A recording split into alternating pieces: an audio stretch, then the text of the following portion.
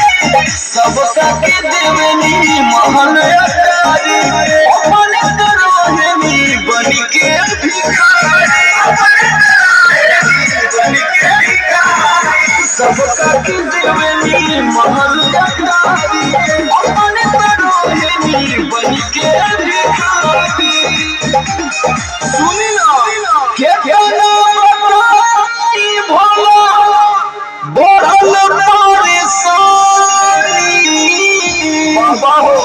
के भोला बढ़ल परेशानी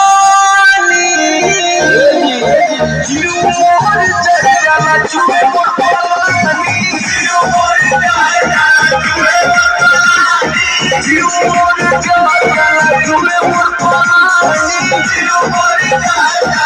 चुए मोरनी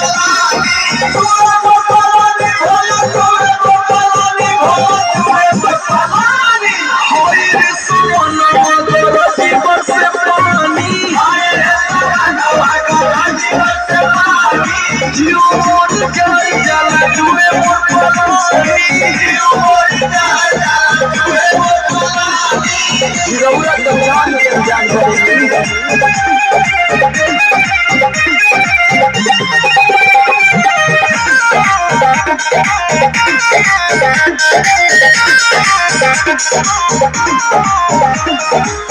खाली भांगा जानो